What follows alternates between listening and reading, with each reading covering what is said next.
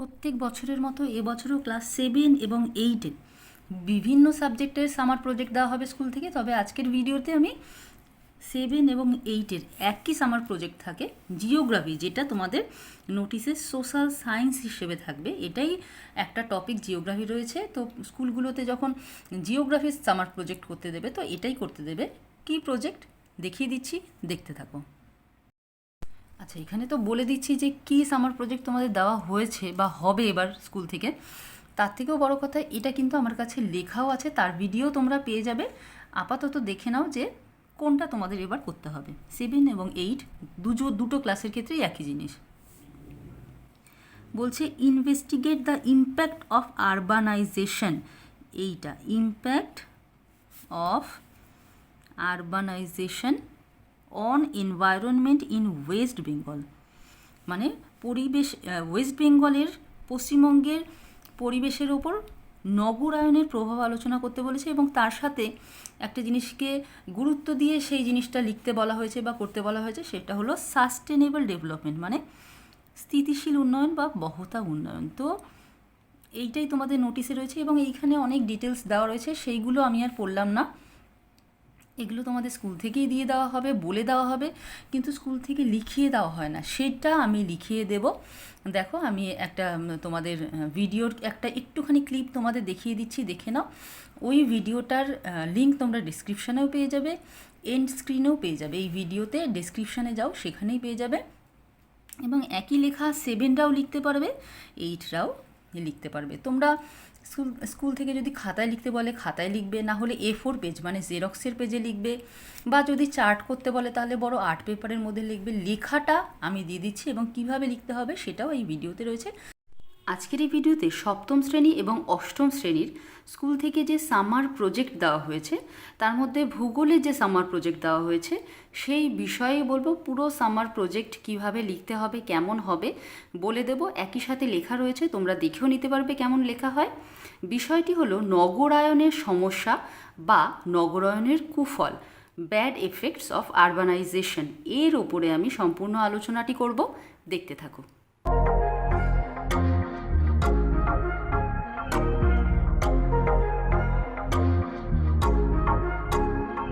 আচ্ছা, কেমনভাবে লিখবে বলে দিচ্ছি। প্রথমত তোমাদের খাতাতেও লিখতে পারো, অথবা A4 সাইজের পেজ অর্থাৎ জেরক্সের পেজেও তোমরা লিখতে পারো, দুটোই হবে। লেখাটা জরুরি, কোন পেজে লিখছো সেটা অত বেশি গুরুত্বপূর্ণ না। প্রথমে ওপরে এরকম সামার প্রজেক্ট লিখবে। আমি লাল রং দিয়ে, লাল কালি দিয়ে লিখেছি, তোমরা কালো পেন দিয়ে বা নীল পেন দিয়ে লিখতে পারো। এইটুকু শুধু লিখবে, সামার প্রজেক্ট। ভূগোল শ্রেণীটা এখানে লিখতে হবে না, পরে লিখলে হবে, আমি দেখাচ্ছি কোথায় লিখবে। তারপরে নিচে ভূগোল লিখবে, বিষয় এইভাবে যেমন আছে সেইভাবে লিখবে। এইবার দেখো নিজের ডিটেলস কিভাবে লিখবে। এইভাবে নেম, দেখো আমি যে জায়গাগুলো ফাঁকা রেখেছি ওগুলোতে তোমাদের নিজেদের name, class, section, roll number, subject geography হবে। এখানে নিজের নাম লিখবে, ক্লাস লিখবে, ক্লাস 7 না 8, দুটো ক্লাসের ক্ষেত্রে কিন্তু জিওগ্রাফিতে এই প্রজেক্টটা, এই সামার প্রজেক্টটা লিখলেই হবে। 7-এর ক্ষেত্রেও লিখলে হবে, 8-এর ক্ষেত্রে লিখলেও হবে। ক্লাস লিখবে, এখানে সেকশন লিখবে, রোল লিখবে, সাবজেক্ট লিখবে। এবার আমি মেন বিষয়ে চলে যাই। দেখো, শুরু হচ্ছে নগরায়নের সমস্যা। এখানে রয়েছে নগরায়নের সমস্যা, এই বিষয়ে তুমি প্রজেক্ট লিখছো। এখানে সামার প্রজেক্ট যেভাবে আমি লিখেছি সেইভাবে লিখলেই হবে। কেউ যদি চাও আরেকটু অন্যরকমভাবে লিখবে, তারা এটা দেখে নেবে, এবং দেখে নিয়ে কিভাবে লিখতে হবে নিজেদের মতন করে অন্যান্য বইয়ের তোমরা সাপোর্ট নিয়ে, সাহায্য নিয়ে লিখতে পারো। তবে এখানে যেটা রয়েছে এটাও সম্পূর্ণ লিখলে হবে। নগরায়নের সমস্যা, এইভাবে হেডিং করবে। এবার নগরায়নের সমস্যা বলতে গিয়ে প্রথমে আমাদের জানতে হবে নগরায়ন কী।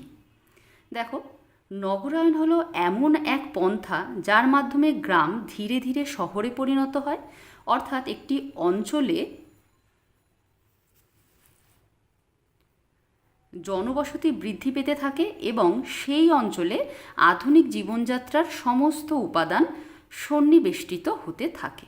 এটা হলো নগরায়ন কাকে বলে। এবার নগরায়নের সমস্যা আমরা আলোচনা করব, তার আগে মিনিমাম কিছু জিনিস লিখতে হবে, সেগুলো বলে দিচ্ছি। নগরায়নের প্রভাব লিখতে হবে। নগরায়নের প্রভাবকে দুটি ভাগে ভাগ করা যায়, যথা, আচ্ছা একটু বলে দিই নগরায়ন কি। নগরায়ন হলো কোনো স্থানে, আগে কোনো স্থান ধরো আগে গ্রাম ছিল, সেই স্থানের শহরে পরিণত হওয়া বা নগরে পরিণত হওয়াকে বলা হয় নগরায়ন। নগরায়নের প্রভাবকে দুটি ভাগে ভাগ করা যায়, যথা সুপ্রভাব ও কুপ্রভাব, মানে ভালো দিক এবং খারাপ দিক। নিম্নে নগরায়নের কুপ্রভাব অর্থাৎ কুফল সম্পর্কে আলোচনা। আসলে যেহেতু আমরা কুপ্রভাব সম্পর্কে লিখছি সেই কারণে সুপ্রভাব কুপ্রভাব দুটোই হয়, কিন্তু এখানে আমরা কুপ্রভাব সম্পর্কে লিখছি, ঠিক আছে। সম্পর্কে আলোচনা করা হলো। নগরায়নের কুপ্রভাব বা সমস্যা, এইবার মেন জায়গায় চলে এসেছি।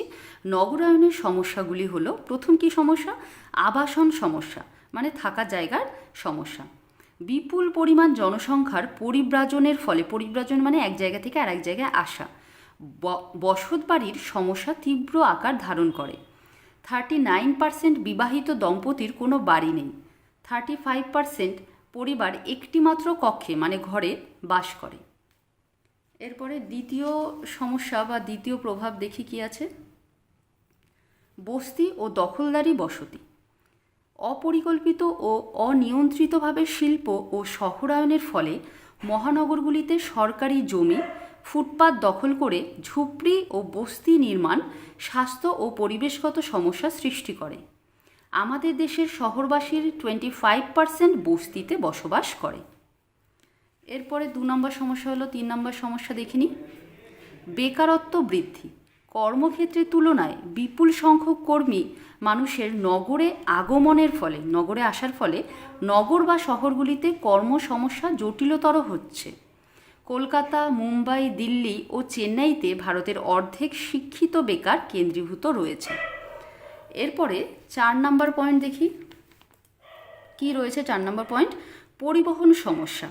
সংকীর্ণ ও স্বল্প সংখ্যক রাস্তা অথচ অসংখ্য বিভিন্ন আকারের যানবাহনের চাপ কলকাতা, দিল্লি, মুম্বাইতে জটিল যানজট সমস্যা সৃষ্টি করছে। এতে ব্যবসা বাণিজ্যের খুব ক্ষতি হয়। কেন্দ্রীয় এলাকাতে সেন্ট্রাল বিজনেস ডিস্ট্রিক্ট বলে, তার জন্য এখানে ব্র্যাকেটে লিখে দিয়েছি পরিবহন সমস্যা ভয়ঙ্কর। 5 নম্বর পয়েন্ট, পানীয় জলের সমস্যা। এক্ষেত্রে বলি, যারা ক্লাস 7-এ পড়ো তারা 6টা পয়েন্ট এখানে আছে মোট। 6টা পয়েন্ট যদি না লিখতে চাও 4টে পয়েন্ট লিখলেও হবে, কিন্তু ক্লাস 8 অবশ্যই এখানে যে 6টি পয়েন্ট আছে অবশ্যই লিখবে তোমরা। শহরবাসীদের নিত্য কাজে ও পানীয় রূপে পর্যাপ্ত জল সরবরাহের সুসংগঠিত ব্যবস্থার অভাবে ব্যাপক জলসংকট ঘটে। মহানগরগুলিতে জলের চাহিদা ও যোগানের মধ্যে 10 to 20%, 10 থেকে 20% ফারাক থাকে। এবার 6 নম্বর পয়েন্টটা দেখে নিই আমরা একটু। 6 নম্বর পয়েন্টে রয়েছে জল নিকাশ সমস্যা। ভারতে মাত্র 35 থেকে 40% পৌর জনসংখ্যার নোংরা জল নিকাশি ব্যবস্থা রয়েছে। ভূগর্ভস্থ নর্দমার রক্ষণাবেক্ষণের অভাবে প্রায়ই গৃহস্থলীর নোংরা জল প্রবাহিত হতে না পেরে উপচে পড়ে দূষণ সৃষ্টি করে। তাহলে এই হলো ক্লাস 8 এবং ক্লাস 7-এর জিওগ্রাফির সামার প্রজেক্ট। আশা করি কীভাবে লিখতে হবে তোমরা বুঝতে পেরেছো। আর এই ভিডিও থেকে যদি কোনো সমস্যা থাকে অবশ্যই আমাকে কমেন্ট করে জিজ্ঞাসা করবে। আজকের জন্য এখানেই শেষ করছি। খুব তাড়াতাড়ি তোমাদের প্রয়োজনীয় আরও অনেক ভিডিও নিয়ে আসতে চলেছি।